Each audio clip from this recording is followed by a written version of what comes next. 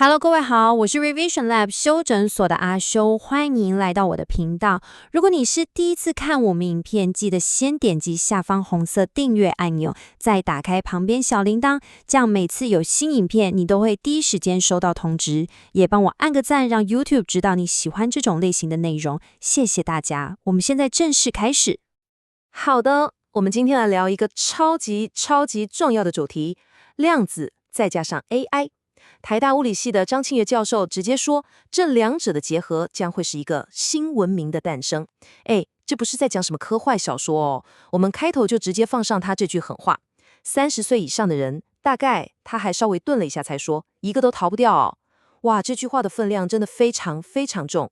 它代表的不是一个什么遥远的未来故事，而是一个正在你我眼前发生的典范转移。这将会重新定义在座各位，特别是年轻朋友的职涯、生活，甚至是我们看待整个世界的方式。这是一门你可能不想上，但也不得不上的必修课。好，那我们就正式进入今天的第一个重点。你可能会想，为什么张教授会用新文明这么宏大的词汇？因为这真的不是一次单纯的科技升级，它不像我们手机从 iPhone 14换到15代，晶片变快了一点，镜头好了一点，不是这种感觉。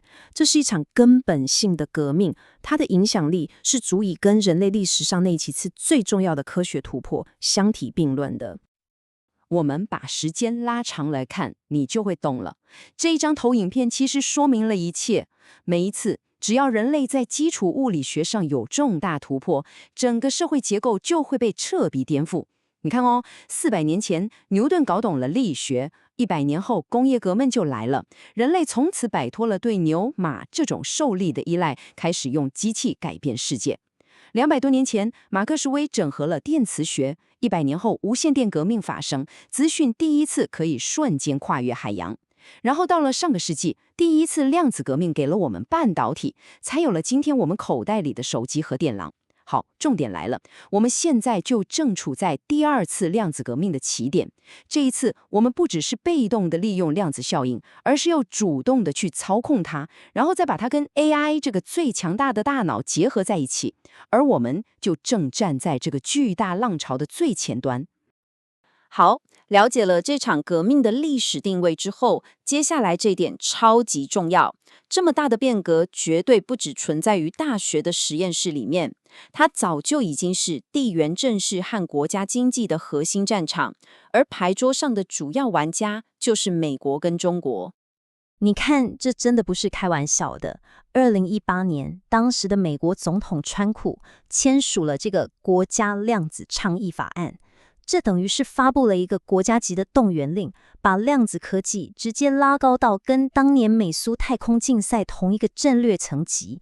那隔一年，中国这边也不甘示弱。据说习近平在北戴河会议听了30分钟的量子科技报告之后，龙心大悦，直接下令全中国的领导干部通通都要去学量子力学。你想想看，这有多夸张？一个国家的最高领导人要求所有的高阶官员去 K 一本物理教科书，这背后代表的就是一场攸关国家未来命运的量子霸权争夺战。那你问，为什么美中双方都这么紧张？来，这一张2019年的专利数据图就是引爆点。好，我们直接来看这张图。最左边这根最高的蓝色柱子代表的是量子通讯，你可以看到中国是遥遥领先。这代表什么？这代表无法被破解的加密通讯技术。你想想，这对金融、对军事有多重要，不言而喻。中间红色这块是量子计算，也就是核心的算力，美国暂时领先，但最惊人的是最右边这个总数。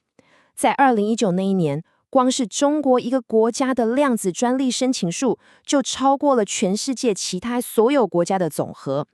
这张图一出来，整个美国政界、科技界可以说是吓出一身冷汗。这在美国政坛被称为新的史普尼克时刻。什么意思？就是当年苏联抢先美国发射了第一颗人造卫星，整个美国都吓傻了，觉得自己要输掉冷战了。这张图带来的震撼就跟当年一模一样。这场战争不只在实验室和国会里面打，它更直接地反映在资本市场上。当2018年川普签署那个法案之后，你猜市场发生了什么事？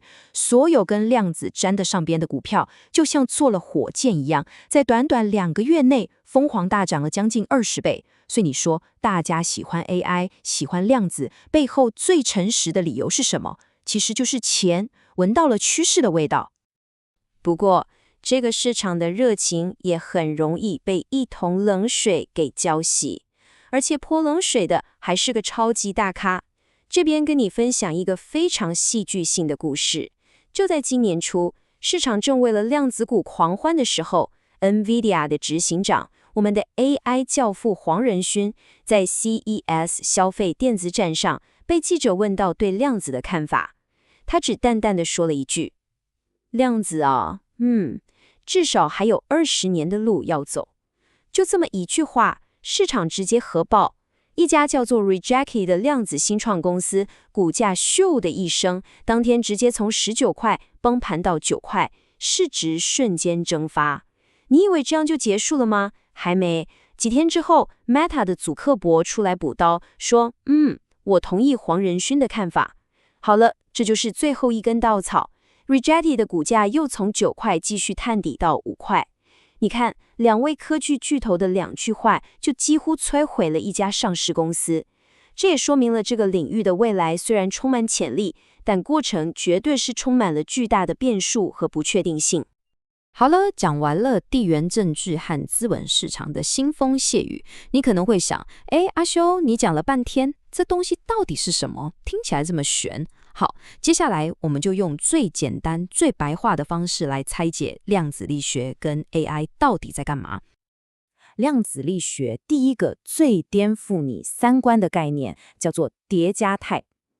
这个概念听起来很抽象，但张教授用了一个爱因斯坦当年抱怨时的比喻，我觉得超级传神。在我们宏观的世界，一张床就在那里，很确定，对吧？但在量子的微观世界，一个物体在你看它之前，它不是固定在某个地方的，而是像一团几率的云雾，同时存在于所有可能的位置。我们跟着这个比喻走一遍。步骤1，你眼睛睁开看到你的床 ，OK， 这很正常。步骤2，你走出房间把门关上，这时候神奇的事情发生了。根据量子力学，那张床不再是一个固定的实体，它溶解成了一团几率波，像一阵烟一样，同时存在于房间的每一个角落。听起来很荒谬，对吧？但最关键的是步骤3，当你晚上回家把门打开的那一瞬间，那团几率波会瞬间坍缩，然后你的床又会啪一声出现在一个具体的位置。这个从不确定到确定的过程，就是量子计算最核心的魔法。理解了叠加态之后，我们来看一个超酷的应用。你知道吗？ AI 处理不同语言的方式，竟然也隐含了古典物理和量子物理的差别哦。现在的 AI， 比如 ChatGPT， 它处理英文是把词跟词之间用空格切开，很直接很线性，就像牛顿力学一样，一颗球就是一颗球。但中文就完全不同了，中文的汉字是象形文字，一个好字可以是 good， 也可以是 very， 本身就有很多种意思，这就像量子的叠加态。这还没完哦，中文还有一个更猛的特性，很像量子的第2个核心概念，叫纠缠态。什么是纠缠？它有点像中文的成语。你看狐跟甲这2个字，单独看意思很单纯，但当它们被纠缠在一起，变成狐假虎威，这4个字的意思就瞬间被锁定成一个全新的特定的意义。这种强烈的关联性就是纠缠。这不是感觉问题哦，这是有数据支持的。这张表格显示的是不同语言的资讯商，你可以简单理解为资讯密度。你看，英文每个字元的资讯商大约是 3.9， 而中文高达 9.56， 是英文的2倍多。这也就是为什么你去翻联合国的官方文件，同一份报道，中文版永远比英文版薄了快1/3。那这对台湾意味着什么？重点来了。这代表未来如果 AI 的底层逻辑从古典转向量子，那么以中文为基础的 AI 模型可能会因为这种先天的结构优势而弯道超车。这对台湾的软体业、内容产业绝对是一个值得我们好好思考的巨大机会。好，讲到这里，我想大家心里最大的疑问一定是：所以这一切到底什么时候会发生？我现在到底需不需要紧张？这个问题，连科技界的两大巨头黄仁勋和比尔盖茨都有完全不同的看法。这就是问题的核心。一边是 AI 晶片的霸主黄仁勋，他认为量子电脑要真正普及，至少还要20年。但另一边，软体业的开创者比尔盖茨却语出惊人地说，他认为只要3年内，量子科技就会有重大突破。哇，这差距也太大了吧！一个说要念到博士后，一个说小学就要毕业了。我们到底该听谁的？关于这个问题，张庆瑞教授提出了一个非常清晰的3阶段框架，我认为这完美地回答了这个争议。他说，其实黄仁勋跟比尔盖茨都没说错，他们只是在谈论不同的阶段。第一个阶段叫量子突破，预计在5到10年内发生。这指的是量子电脑在某些特定的很窄的问题上，首次超越了世界上最强的超级电脑。这可能就是比尔盖茨说的3年。第二个阶段叫量子优势，大概需要10到15年。这时候，量子电脑就不是只能解一些偏门问题了，而是在很多重要的商业和科学领域都展现出更强大的能力。最后一个阶段才是量子生态系，这大概就是黄仁勋说的20年后。到了那个时候，量子科技会像今天的手机和网络一样，完全融入我们的日常生活。所以你问我该不该紧张？答案是这样。如果你关心的是口袋里的手机变成量子手机，那真的你可以再等20年，不急。但如果你关心的是你的产业、你的工作、你的投资会不会在短期内被一股新技术颠覆，那这件事真的可能未来5年就会发生。既然我们知道这个革命即将发生，那我们就要从技术层面把视角拉到更宏观的层次，来看看它到底会对我们的社会、文化，甚至对作为一个人的意义产生多么深远的冲击。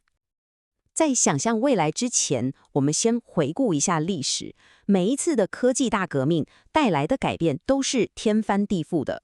在工业革命之前，地球人口几千年来都卡在几亿，但革命之后，短短200多年就暴增到80亿。人类的平均寿命也从40岁左右直接翻倍到现在的80岁。我们现在习以为常的上班、公司、国家，甚至人权这些概念，其实都是这些科技革命下的产物。这就是典范转移的威力，它会重塑一切。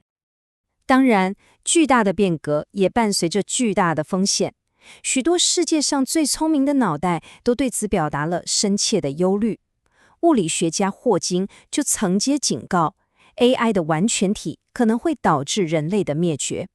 伊隆马斯克也用了一个很生动的比喻，他说：“我们在发展 AI， 就像在召唤恶魔。”这些都不是危言耸听，而是基于对这种技术潜在力量的一种敬畏。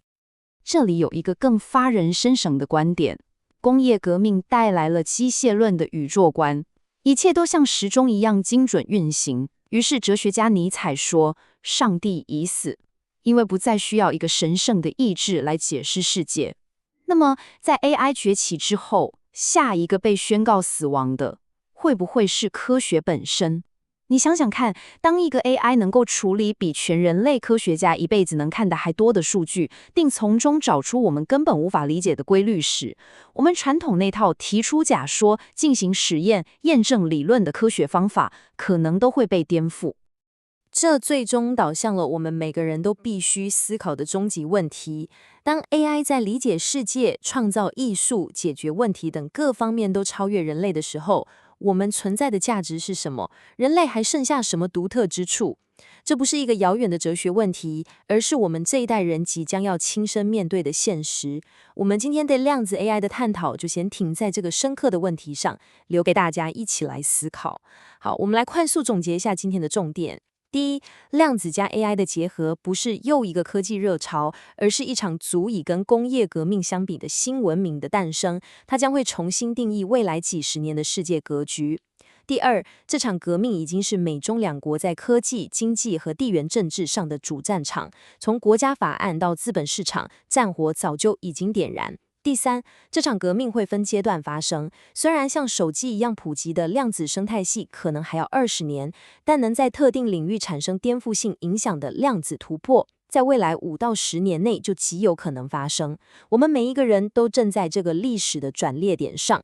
今天的内容就到这边，如果你觉得自己有帮助，记得马上点赞加订阅加开启小铃铛，我们在冲订阅，需要你的支持。我是阿修，我们下次见，拜拜。